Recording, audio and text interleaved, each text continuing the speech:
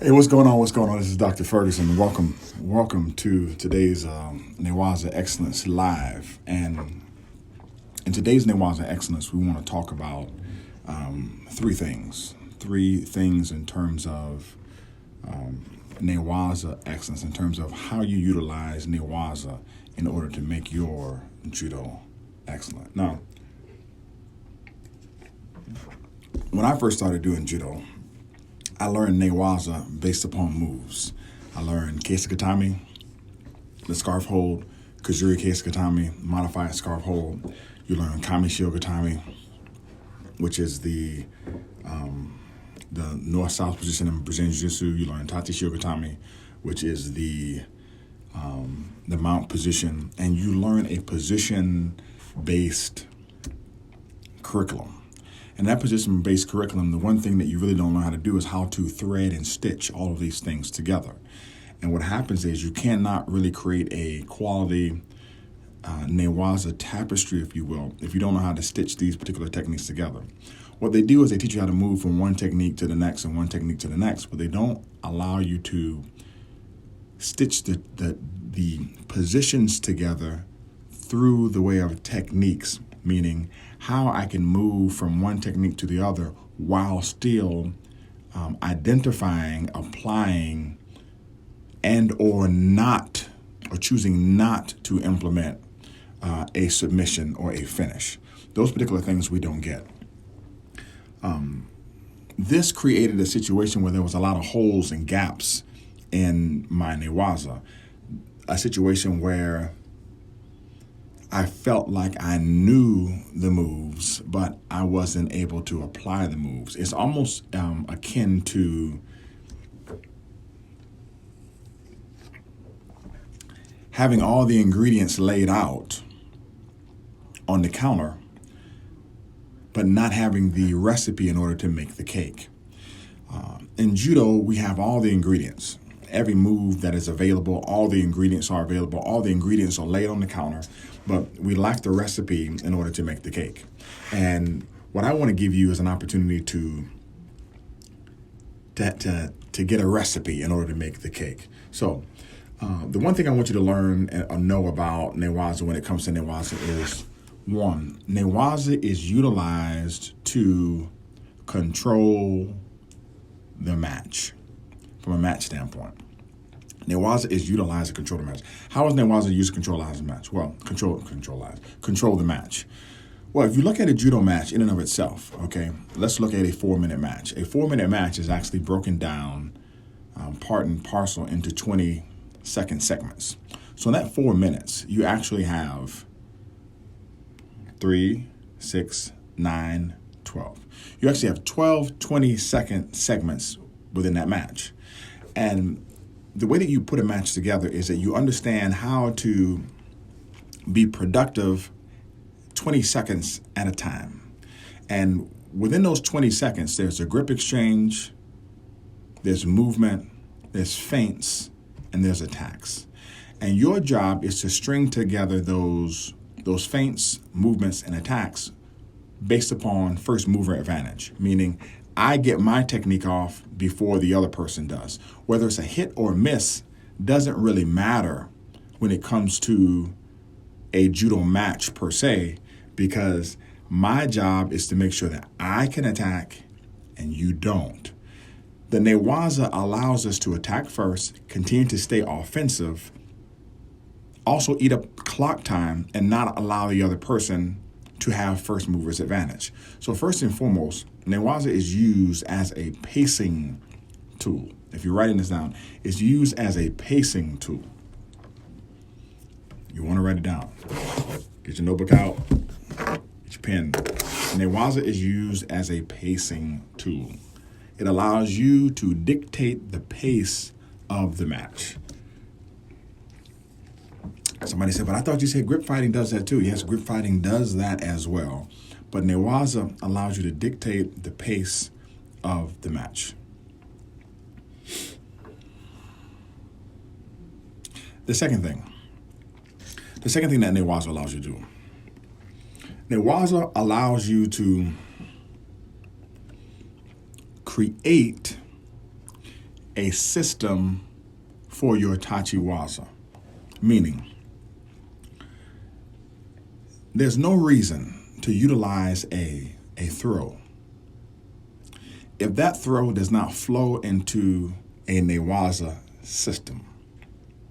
There's no reason to utilize a throw if that throw does not flow into a Newaza system.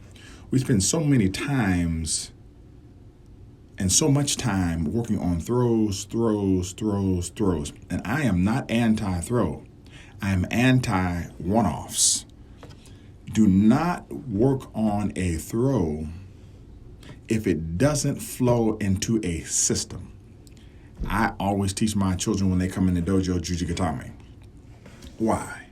Because as soon as I teach Osotogari has to flow within the Jujigatame. Osotogari into Jujigatame. Osotogari into Kazuri Keisukatame. Osotogari. I don't do Osotogari in the Keisukatame because if I reach for the head, when I do Osotogari, the person can slip their head out and take the back. And this is how you know what techniques are good and which ones aren't based upon where they fit within the system.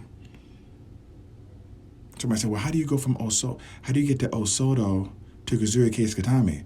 Well, you do Osoto, and then when you hit, head to the ground, jump over, drill to the other side, jump over, Kazuri Keisukatame. Why do you do that? Because if I reach for the Keisukatame and the person takes my back and they can choke me, it's no good.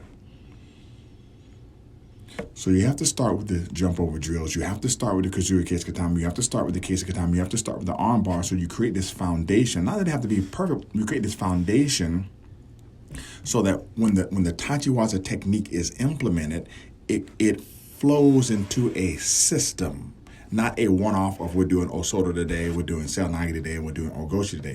We're doing it for what purpose? Because what happens is a lot of judo players, and you see this in judo matches, and you don't know why. So, why did he let the sleeve go? Why did he let the play? Well, they let it go because in their mind they have no concept of transition.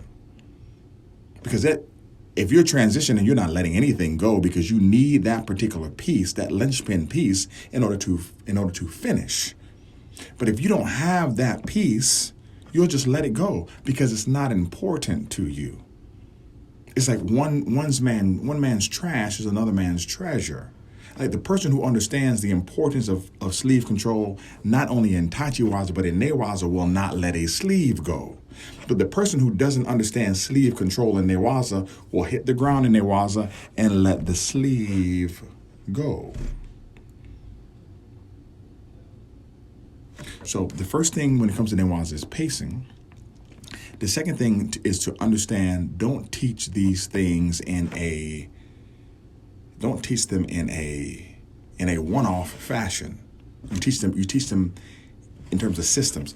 The one throw that I enjoy, but I do not like personally, is Uchimata. They say, why? Well, Uchimata really doesn't fit into a Newaza system. It's very difficult to throw Uchimata and then follow into a Newaza system off of Uchimata. It's very difficult. Do I teach Uchimata? Yes.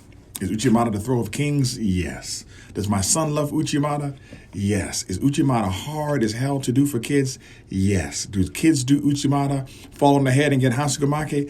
Yes. Do I believe they should give all these kids Hansukamake at tournaments to fall on the head? No. Because where do these kids learn how to do Uchimata with the resistance at the tournament? You think they're falling on their head on purpose in the dojo? No, they're not. But when there's maximum resistance and they're trying to do Uchimata and their leg isn't necessarily, or their hip isn't necessarily in the right place, and we're telling them don't let go to commit to the throw, sometimes they land on the head. Well, isn't landing on your head dangerous? Yeah, I do believe landing on your head is dangerous last time I checked. But you land on your head in gymnastics, you land on your head in football, you land on your head in soccer, you land on your head in lacrosse, you land on your head in wrestling. Man, you're a kid, man. You're going to land on your head. Happens. And you're going to land on your head until you figure it out. I don't agree with it. I understand why the call is the way it is, but it's one of the techniques that I really have a tough time teaching because it doesn't flow well in terms of the Newaza. And number 3, the third and final, okay? You have pacing, is the first reason, okay? Understanding the chronological landscape of a match and how Newaza is utilized as a pacing tool. And then the number two thing is understanding how Newaza is utilized to create a systemic approach to your Tachiwaza, okay? Let me give a better example for that. A quality example is practicing the armbar from the guard and then practicing Tomonagi and then utilizing your Tomonagi to start looking for armbar opportunities. You want to get the Tomonagi as a finish, and you want to get the Tomonagi if you miss, okay? And then the third and final thing for today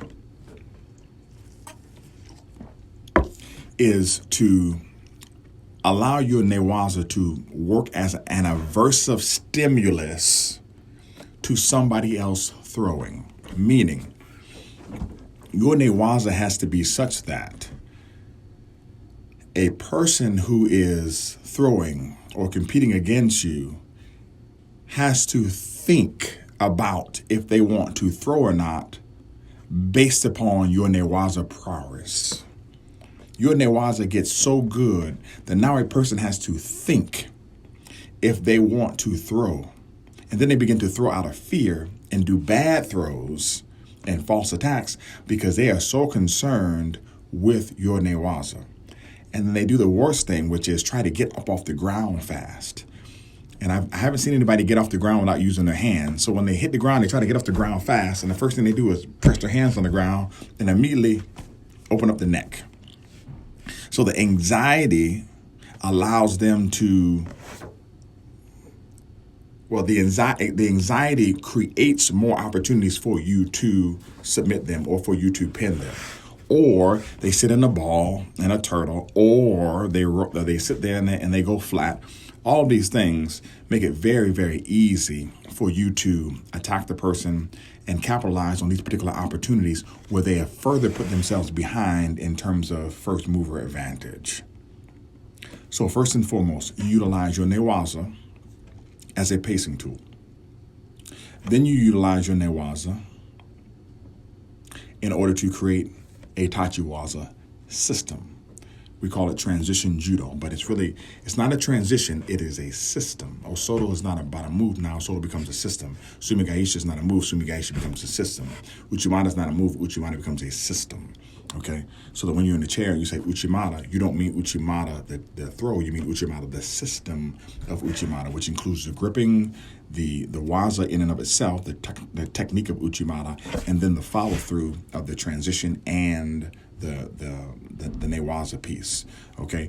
And then you use Newaza as an aversive stimulus to your opponent so that they no longer want to attack or throw, which then takes you back to one, which helps you with the pacing of the match and further staples down your first mover advantage because of the hesitation that occurs from you being excellent in Newaza.